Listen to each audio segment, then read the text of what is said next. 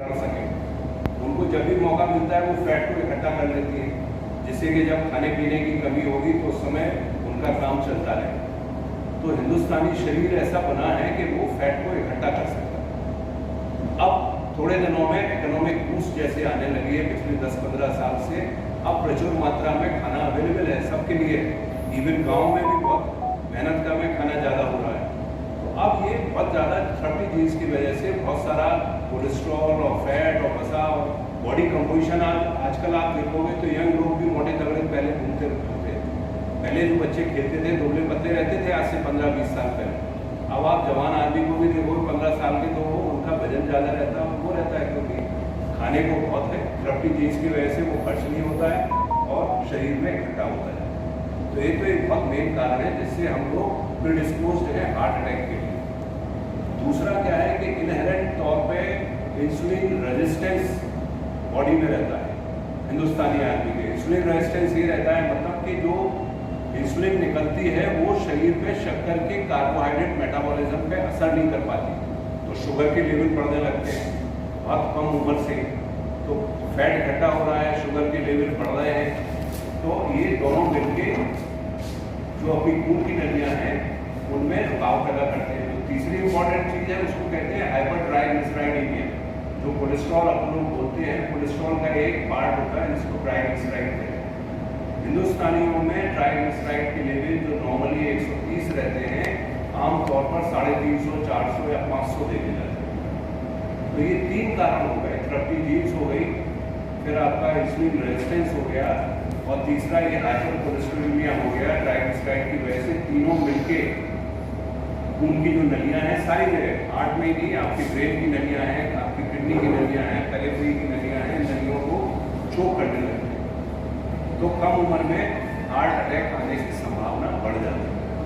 तो ये जो कारण है ये तो इनहेरेंट है, ये हमारी जीन्स में ही है। अब जो नए कारण आ गए हैं जिनकी वजह से ये हो रहा है, लाइफस्टाइल मॉडिफिकेशन की वजह से ये सब होने लगा है। अगर किसी को, अब लोग किसको बोलेंगे युवा हार्ट अटैक, जिसको 40 साल से कम उम्र में हार्ट अटैक हुआ है। 40 साल से कम उम्र में हार्ट अटैक है तो ये तो इनहेरेंट है, हमें मालूम है उसका, अपन देखेंगे ये सब चीज़ें। इसके अलावा और भी चीज़ें रहती हैं जो हमें देखना चाहिए। एक चीज़ को कहते हैं एंटी फॉस्फोलिपिड एंटीबॉडी, एक प्रोटीन सी, ये सब वो हाइपर कोगुलेबल स्टेट कहते हैं। ये भी बहुत कॉमन हो गई है आजकल अपने लाइफस्टाइल की वजह से। हाइपर कोगुलेबल मतलब कोगुलेशन होने लगता है, कोगुलेशन मतलब क्लॉट बनने लगते हैं, शरीर में क्लॉट बनने की संभावना ज़्यादा हो जाती है। उस स्टेट को हाइपर कोगुलेबल स्टेट बोलते हैं और वो protein C, anti phospholipid antibodies और फॉलिक एसिड की डेफिशिएंसी से ये सब चीज़ें होने लगती हैं। फिर यंग लोगों में एक चीज़ और हमें देखना चाहिए कि अगर किसी को कम उम्र में हार्ट अटैक या इस तरह के एंजाइना के चेंजेस आ रहे हैं तो एक कंडीशन होती है, उसको मायोकार्डियल ब्रिज कहते हैं। मायोकार्डियल ब्रिज ये मायोकार्डियल हार्ट की मसल्स रहती हैं और अपनी जो हार्ट की नलियाँ हैं उसके ऊपर से वो मसल्स निकल जाती हैं, तो वो मसल्स दबी रहती हैं। एक बहुत कॉमन कारण ये भी होता है जिसको मायोकार्डियल ब्रिज कहते हैं, जो कि कम उम्र में हार्ट अटैक के मरीजों में इस तरह के चेंजेस आने के लिए जो उत्तरदायी रहता है। फिर एक स्पॉन्टेनियस कोरोनरी आर्टरी डिसेक्शन, ये चीज़ें हम वो बता रहे हैं जो है तो मेडिकल से रिलेटेड है, लेकिन ये चीज़ें नाम लिखेंगे तो लोगों को अवेयरनेस बढ़ेगी। एक तो हो गया अपना हाइपर कोगुलेबल स्टेट, दूसरा हो गया मायोकार्डियल ब्रिज और तीसरा हो गया coronary artery dissection. Coronary artery मतलब अपनी हार्ट की जो नलियाँ हैं वो डिसेक्शन मतलब उनकी जो परतें रहती हैं 2-3 वो परतें डिसेक्ट हो जाती हैं कम उम्र में। जैसे मान लो कोई विगरस एक्सरसाइज कर रहा है, कोई खेल रहा है, कोई दौड़ रहा है, कोई फुटबॉल खेल रहा है, वो डिसेक्शन हो जाता है कोरोनरी आर्टरीज का। वो प्रोन है हिंदुस्तानी आर्टरी उस तरह के डिसेक्शन होने के, और जैसे वो कट लगता है, डिसेक्शन लगता है, वहाँ क्लॉट बन जाता है। तो ये जो 3 अलग कारण हो गए ये वो हो जाता है। अगर महिलाओं में कम उम्र में हो रहा है तो उसका एक बहुत बड़ा कारण है हार्मोनल इम्बैलेंस। नॉर्मली लेडीज में जब तक उनका मेनोपॉज नहीं आता है, जब तक उनको माहवारी चलती रहती है, जब तक उनको प्रोटेक्शन है हार्ट अटैक से। उनको ईस्ट्रोजन और प्रोजेस्टेरोन जो होते हैं वो हार्मोन निकलते हैं जब तक माहवारी है, तो उनको यूजली 45 साल की उम्र तक हार्ट अटैक नहीं होते।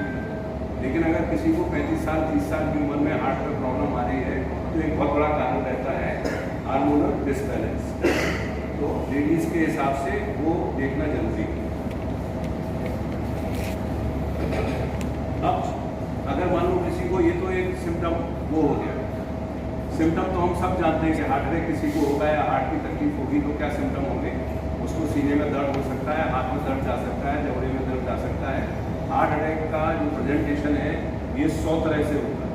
हार्ट अटैक अपने आप को 100 तरह से प्रेजेंट कर सकता है। ये नहीं है कि सिर्फ इधर दर्द हुआ है, हाथ में दर्द आया तो हार्ट अटैक है।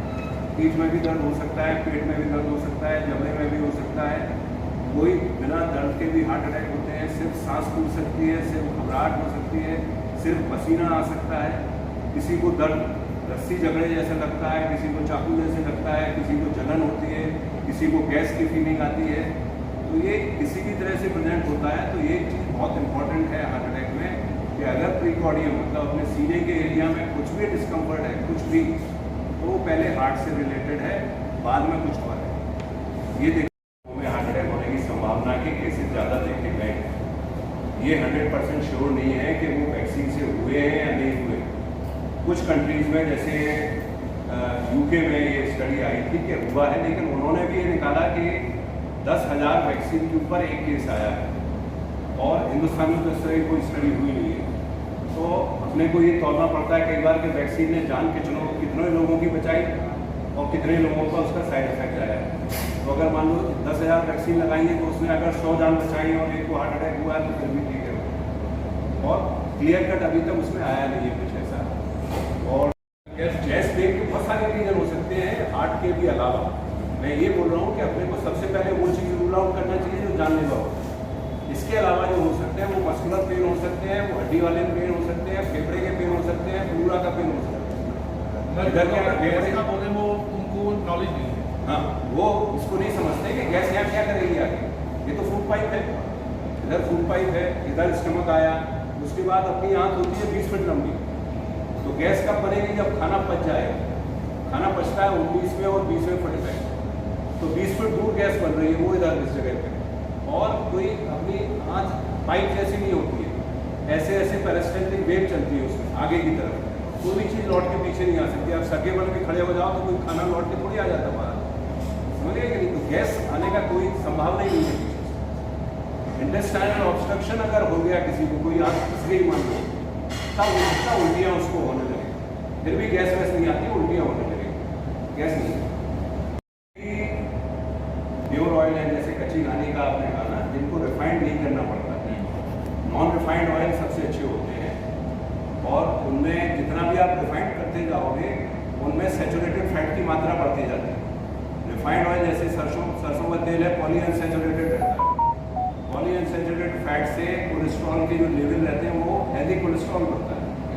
तो वो इनफैक्ट खराब वाले कोलेस्ट्रॉल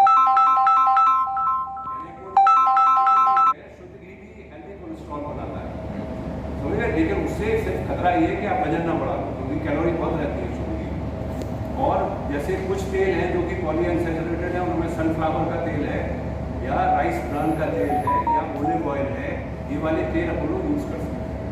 रिफाइंड तेलों को अवॉइड करना चाहिए। और कौन सा ऐसे ऑयल है जिनको बिल्कुल नहीं इस्तेमाल करना चाहिए? कोकोनट ऑयल सबसे खराब है, सोयाबीन ऑयल भी खराब है, पाम ऑयल खराब है, ये सब सैचुरेटेड फैट है। यूजली हम लोग जो तेल जम जाता है वो सैचुरेटेड फैट है। जो जनरली